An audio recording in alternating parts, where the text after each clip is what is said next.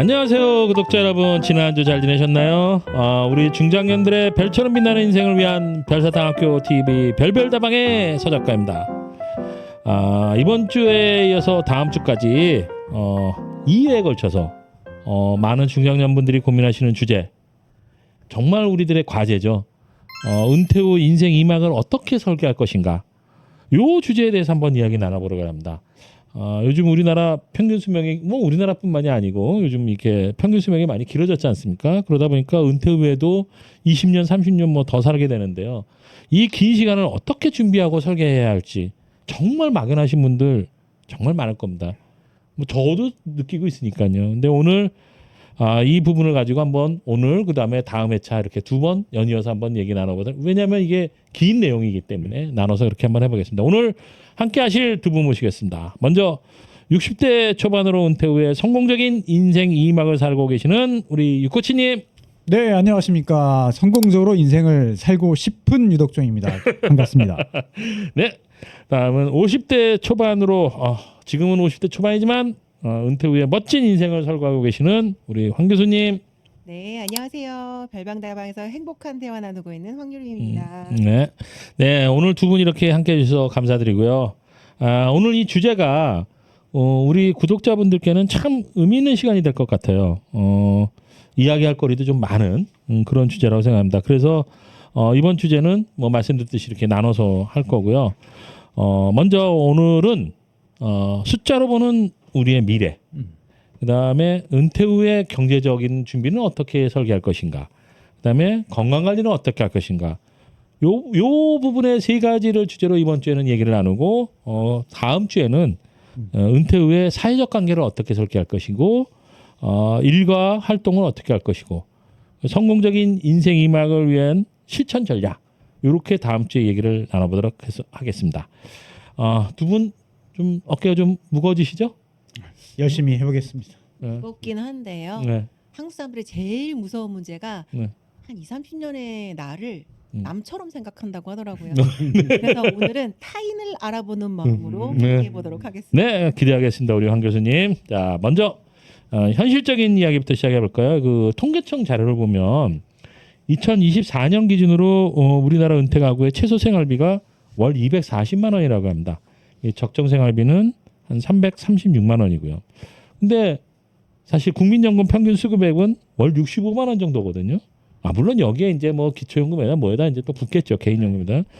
유코치님 이 숫자 어떻게 생각하세요? 어떻게 보시나요? 이 숫자는 정말 뼈 때리는 중요한 숫자입니다. 실제로 많은 분들이 이 간극을 체감하고 계시는데요.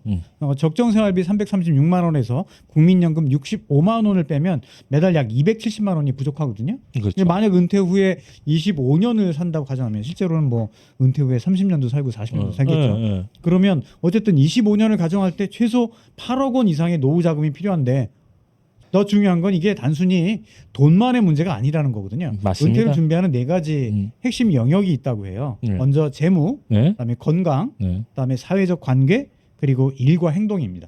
일과 활동.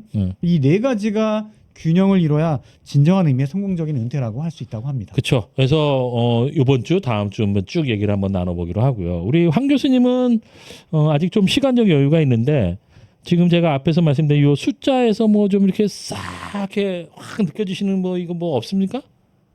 좀 소름이 돋는다고 해야 되나요? 그렇죠. 아직 기간이 남았다고는 하시는데 네. 제가 체감하는 남았다는 그 기간도 그렇게 길게 느껴지지가 그렇죠. 않아요. 그 이후의 시간이 더 기니까.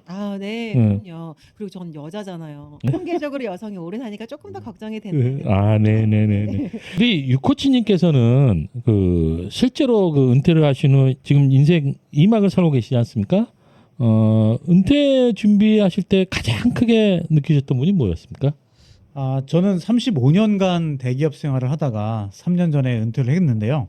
솔직히 말씀을 드리면 퇴직 전에는 이제 쉬겠구나 하는 생각이 컸거든요. 근데 막상 퇴직하고 나니까 문제는 시간이더라고요. 하루하루가 너무 길고 뭘 해야 될지 좀 막연했습니다. 통계를 보니까 은퇴 후에 여가 시간이 무려 8만 시간이 넘는다고 하더라고요. 이게 현역 시절 일한 시간하고 맞먹는 거의 맞먹죠, 이게 그 시간을 어떻게 채울 건가, 이게 단순히 돈 문제보다 중요할 수 있겠더라고요. 그러니까 이게 8만 시간이라면은 이거 진짜 엄청난 시간 아니에요?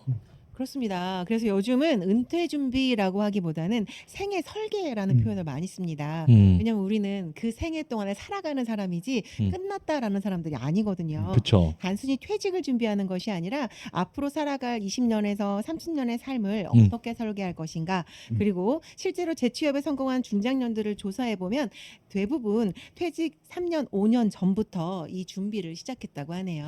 그러니까 이게 이 구체적인 숫자를 딱 보니까 이게 은퇴 후에 준비가 정말 필요하구나. 이게 정신이 그냥 확 드는데요. 그렇다면은 구체적으로 한번 네 가지 영역을 한번 뭐 살펴보자고요. 그러니까 첫 번째 역시 이제 먹고 사는 문제인 재무. 재무 준비라고 한다 그러면 돈 문제인 거잖아요. 네. 네, 크게 세 가지로 나눠볼 수가 있겠습니다. 첫 번째는 노년, 중장년 이후에도 그 수입원을 확보하는 것, 그리고 우리의 지출 관리를 하는 것. 세 번째는 자산 운용을 하는 것입니다. 먼저 수입원을 보자면요, 사실 우리에게 가지고 있는 국민연금만으로는 지금도 부족하잖아요. 그렇기 때문에 추가 소득원이 필요하게 됩니다. 그래서 최근 그렇죠. 통계를 보면요, 은퇴 후 재취업을 원하는 중장년층이 63.9%나 됩니다. 근데 이게 다 해야 되는데 실제로 재취업에 성공하시는 분은 67.4%, 그러니까 그 63.9%보다 에서 67.7%. 4%가 네, 그렇죠. 근데 그분들이 임금이 현역 때보다 더 낮아졌다. 뭐 그거야 뭐 당연한 그러니까 네. 어쩔 수 없는 부분이에요. 사실 네. 그 현역에서 은퇴하고 난 뒤에 임금이 낮은 건 어쩔 수 없는 부분이라고 생각합니다. 네, 현실적으로도 그렇고요. 네. 또 그래야 또 젊은이들한테 아 그럼요. 예. 많은 급여를 줄 수 있겠죠. 세대 순환이 되는 거잖아요. 이게 맞습니다. 자연스럽게. 그래서 중요한 거는 얼마를 버느냐보다 지속 가능한 수입이냐. 그렇죠. 이게 더 그게 중요한 중요합니다. 거죠. 예. 예. 지속 가능성이 인생 제2막 경제적 부분에서 키포인트라고 생각을 합니다. 근데 사실은 이게 녹록치가 않더라고요. 그렇죠. 네. 그만큼 이제 사전에 철저히 준비해야만 하는데요. 제가 알고 있는 사례를 하나 말씀을 드리면 30년간 전자부품 기술 영업직에서 근무하다가 50대 초반에 조기 퇴직한 분이 있었습니다. 이분은 퇴직 2년 전부터 폴리텍에서 신재생 에너지 관련 자격증 준비하고 퇴직 후에는 이제 관련 분야의 중소기업에 재취업했거든요. 임금은 이전에 60% 정도밖에 안 됐지만 그렇죠. 대기업에 비해서 예. 본인의 경험하고 새로운 기술이 접목이 되니까 만족도가 높고 그렇죠. 그리고 지금은 회사에서 없어서는 안 될 인재가 됐다는 거죠. 이게 바로 이제 큰 성공 큰 성공 사례네요, 진짜. 네. 네, 좋은 사례네요. 어쨌든지 간에 새로운 취업, 그러니까 성공적인 재취업을 한다는 것의 핵심은 미리 준비하는 것입니다. 특히 이제 창업은 정말 신중하게 왜냐면은 이 젊었을 때 실패는 다시 일어날 수 있는 기회가 주어지지만 은퇴 후의 실패는 정말 일어나기 힘들거든요. 그래서 창업은 정말 신중하게 해야 되는데 이게 창업을 하게 그래도 또 창업을 해야 되는 경우도 있습니다. 또 하고 싶은 분들도 계시고. 근데 이런 그 분들 창업을 하고자 하는 분들은 어떤 점을 좀 주의해야 할까요? 네. 먼저 사실 창업이라는 것 자체가 굉장히 조심스러운 소재이긴 한데요. 충분한 시장 조사가 그래도 그쵸. 좀 안전하게 할 수 있는 대비책이라고 볼 수 있겠습니다. 그리고 무엇보다도 본인의 경험과 관심사를 접목시키는 것이 좋은데요.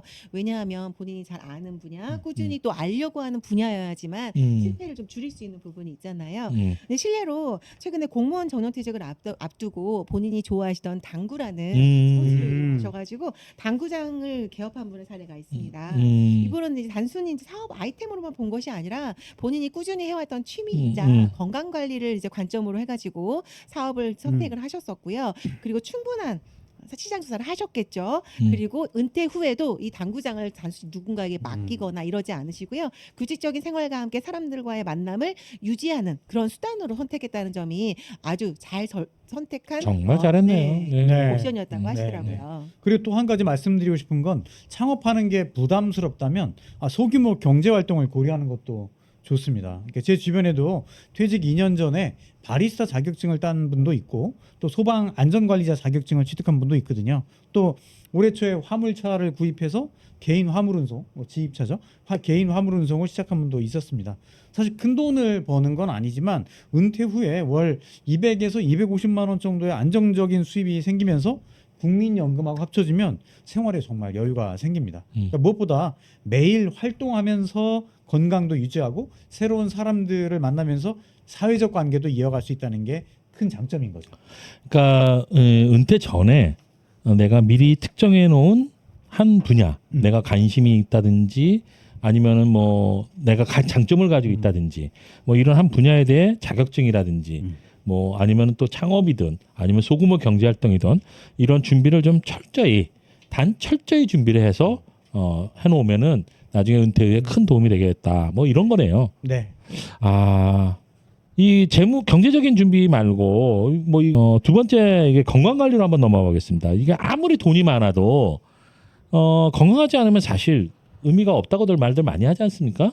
네, 맞습니다. 은퇴 설계에서 건강은 사실 그 모든 것의 기반이라고도 할수 그렇죠. 있겠습니다. 베이스죠, 베이스. 네. 네. 건강하지 않으면 하고 싶은 일도 못 하고요. 오히려 의료비만 엄청나게 지출을 하게 돼서 경제적 부담이 있을 뿐이죠.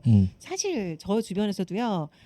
부모님께서 큰 재산 안 물려주셔도 좋으니 안 아프셨으면 좋겠다라고 하는 사람들이 굉장히 많아요. 사실 통계적으로 보면 50대부터 만성 질환이 급격하게 증가하고요. 고혈압, 당뇨, 관절염 등이 대표적으로 일어나는 질병 중에 하나입니다. 특히 이런 질환들은 한 번 생기면 평생 관리해야 되고 꾸준히 그쵸. 약을 먹어야 된다는 단점들이 있습니다. 그렇기 때문에 예방이 최우선이고 꾸준히 관리해서 더 나빠지지 않도록 하는 것이 기본 요소라고 볼 수 있습니다. 네, 맞습니다. 저도 퇴직 전에 건강 검진을 받았는데 혈압이 생각보다 높게 나와서 깜짝 놀랐습니다. 그때부터 본격적으로 이제 운동을 시작했는데요. 처음엔 걷기부터 시작했습니다. 지금은 이제 매일 아침 이제 빠르게 걷고 일주일에 3번은 헬스장에서 근력 운동을 합니다. 이렇게 건강 관리에 신경을 쓰고 챙기다 보니까 어떻게 보면 이렇게 바쁘게 살았던 퇴직 전보다 지금이 더 건강해진 것 같습니다. 네, 그렇죠. 그러면은 은퇴하신 분들의 건강 관리를 위해서 구체적으로 좀 어떤 운동을 추천하시나요, 우리 황 교수님? 저희 지난 회차에 건강한 중장년 맞아요, 했었죠. 예, 네네네. 그래서 중장년층 분들에게는 유산소 운동하고 근력 운동을 병행하라고 말씀드렸었어요. 네네. 여러분 기억하시나요? 네. 한두 번 정도는 근력 운동하시고 기억 못 하시는 운동. 분은 전에 차를 이렇게 돌려보시면은 좀 참고를 하시면 도움이 되실 겁니다. 네. 네, 그래서 유산소 운동과 근력 운동을 이제 병행하셔야 되는 건데 유산소 운동은 일단 심폐 기능을 좀 향상시키고요. 그리고 또 혈액순환도 좋아지잖아요. 네. 그리고 근력 운동은 나이가 들면서 자연스럽게 빠지는 근육량을 좀 받쳐줘서 음. 그걸 유지하는 데 도움을 주겠죠. 그러니 최소한 일주일에 한 150분 이상의 유산소 운동. 3시간 이상. 네, 그죠. 이게 150분 정도니까 이게 뭐 주 5일로 나눠서 이틀 좀 쉰다고 생각을 하더라도 한 30분 정도를 하시라는 말씀이거든요. 그쵸. 근데 이게 중강도의 유산소예요. 그러니까 걸으셨을 때 약간 숨이 차는 정도. 대화는 되는데 약간 숨이 차는 정도의 유산소 운동을 하셔야 된다라는 거고 주 2회 이상은 근력 운동을 하셔라라고 했는데 지난주에 말씀드렸다시피 이것도 30분 정도를 유지하시는 것으로 목표를 삼으시면 좋겠습니다. 네. 그래서 보시면 어르신들 많이 하세요. 걷기 운동을 하신다던가 수영, 자전거 타기 같은 운동이 좋고요. 근력 운동에서 헬스장이 조금 부담스러우시다면 집에서 할 수 있는 맨몸 운동이라던가 가벼운 덤벨을 들고 기존 근육들을 좀 깨워주는 그런 가벼운 근력 운동도 도움이 된다고 합니다. 네. 그리고 식습관도 중요한 것 같습니다. 저는 그 전에는 이제 당연히 집에서 밥 먹을 시간도 없었기 때문에 집에서 먹는 게 없었는데 퇴직 후에는 이제 집사람하고 아내하고 같이 네. 요리를 해보는 걸 늘렸는데 그러면서 배우는 재미도 있고요. 그리고 싱겁게 먹기, 채소 많이 먹기, 그리고 가공식품 줄이기 요 3가지를 실천해보고 있는데 처음엔 입맛이 안 맞아서 좀 힘들었거든요. 근데 3개월 정도 지나니까 오히려 건강한 음식이 더 입맛에 맛있게 느껴지더라고요. 건강검진 결과도 당연히 눈에 띄게 좋아졌습니다.